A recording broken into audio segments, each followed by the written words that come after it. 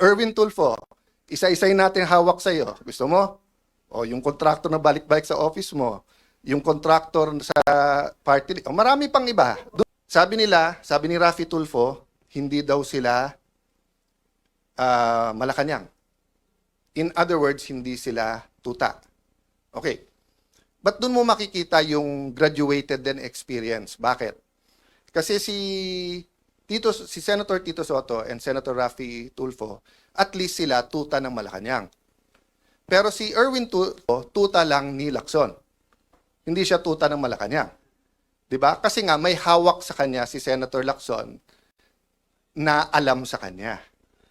Yung sinabi niya na may tatlong kumausap na wag pumirma. Unang-una, yung dalawa kakampi na nila. Pangalawa, yung kakampi nilang isa, nagsabi nakwento din sa akin yon.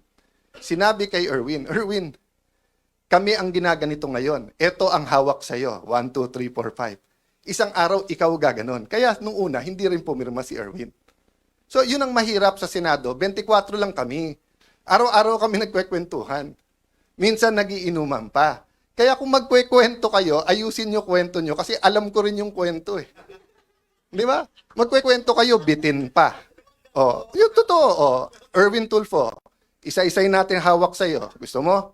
O yung contractor na balik-balik sa office mo, yung contractor sa party, marami pang iba. Doon muna tayo.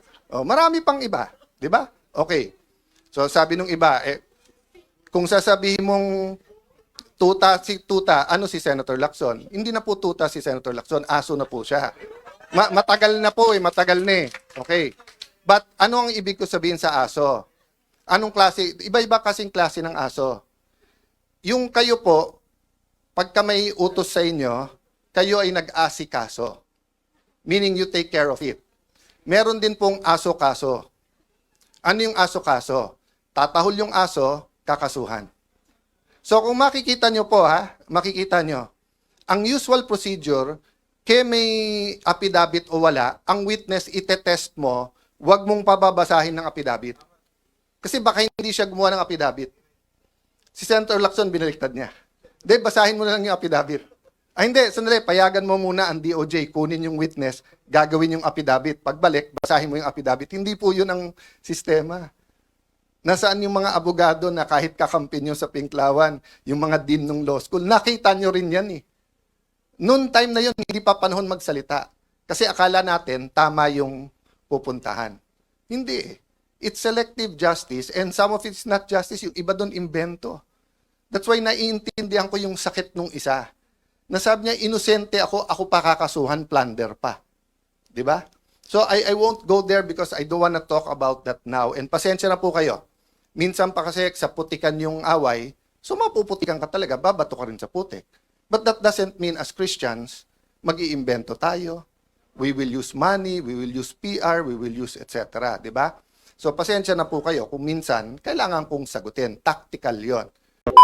Alright, mag-reaction tayo dito mga kababayan no, sa walang patumpik-tumpik na revelasyon ni Senator Alan Peter Cayetano na itong si Senator Erwin Tulfo ay tuta daw ni Senator Lacson no? Dahil marami daw pong alam itong si Senator Lacson sa mga pinagagawa ni Senator Erwin Tulfo mga kababayan. Kaya nasabi dito ni Senator Cayetano na tuta niya si Senator Erwin Tulfo dahil kanya pong mahahawakan sa liig no, dahil sa kanyang hawak na mga impormasyon siguro or ebidensya at pinangalanan dito yung ilan sa mga sikreto ni Senator Erwin Tulfo di umano, yung mga kontraktor na pabalik-balik daw doon sa kanyang opisina mga kababayan at doon sa kanyang party list nga no.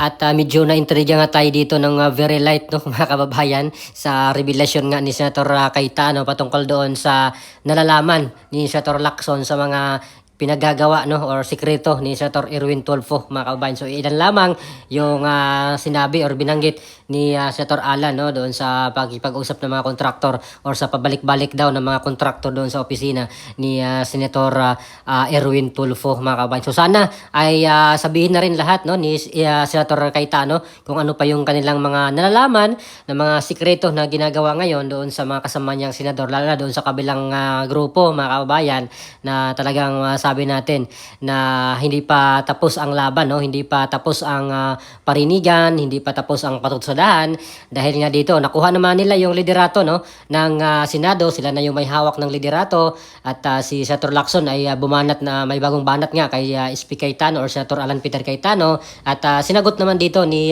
Senator Cayetano, mga kababayan, yung mga banat din ni Senator Lacson, mga kababayan. Kaya good thing na palaban, no, itong si Senator Cayetano, no, para malaman din ng taong bayan kung ano talaga yung totoong mga pangyayari dyan sa Senado na hindi po natin alam dahil hindi naman po sila naka live streaming 24/7, no, at yung kanilang hearing ay ano lang, saglit lang, mga kababayan, no. Yan lang po yung time na makikita natin sa mga live stream, yung sa hearing nila, sa session, mga ganon. Pero behind the camera, hindi natin alam, mga kababayan, kung ano yung mga pinag-uusapan. In between the hearing, di ba, may suspension or suspended yung hearing, naka-off yung live stream. So hindi natin alam kung anong pinag-uusapan nila. At lalo na doon sa kanilang mga opisina, mga ganyan, or after work, hindi natin alam kung ano yung mga pinag-uusapan nila. At isa lamang ito sa mga kinuwento, no, ni Senator Cayetano na sinabi niya, kung magkwento kayo, siguraduhin yung kompleto, no, na hindi bitin yung kwento. At sana malaman din po yan ng taong bayan, mga kababayan, no, yung lahat ng mga baho ng mga senador at congressman, no, lalo na sa House of Representatives kasi 300 plus silang lahat doon, no, ng mga congressman. Dito sa Senado 24 lang sila, mga kababayan. At doon naman sa House of Representatives, so in fairness dito kay Congressman Kiko Barsaga, talagang lakas din yung kanyang loob, no, na ibulgar yung mga ginagawa ng mga congressman, yung mga sekreto ng mga congressman ay kanya pong binulgar, no. At dahil doon ay inexpel siya, mga kababayan, no, tinanggal siya ng mga kasama niyang congressman dahil sobrang ingay na ni Congressman Kiko Barsaga na siguro at nabulgar yung mga sekreto nila, yung mga kalakaran nila. Kaya yun yung ginawa nila, inexpel nila si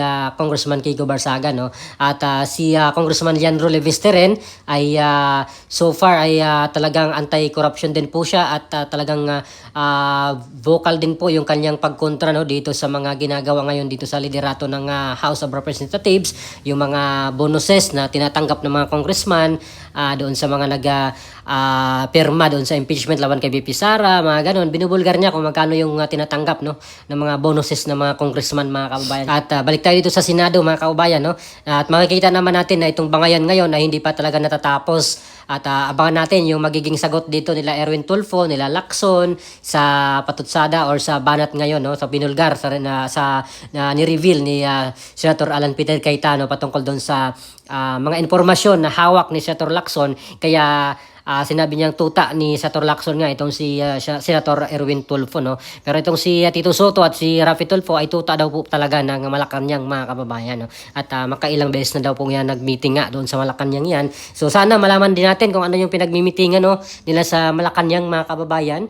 At bilang ordinaryong Pilipino, sana ay malaman din natin kung ano yung mga pinag-uusapan nila, no, behind the camera or behind closed doors, kasi for sure closed door yung kailang meeting doon sa Malacanang at sila lang din yung may alam kung ano man yung mga pinag-uusapan nila. So ano po masasabi nyo dito, mga kababayan, no, sa revelasyon ni Senator Alan Peter Cayetano patungkol dito kay Senator Erwin Tulfo na tuta daw siya ni Senator Ping Lacson dahil marami daw pong alam itong si Senator Lacson sa mga ginagawa, no, ni Senator Erwin Tulfo, kaya nahawakan niya ito sa liig, no, mga kababayan. So please comment down below. Maraming salamat. God bless po sa ating lahat.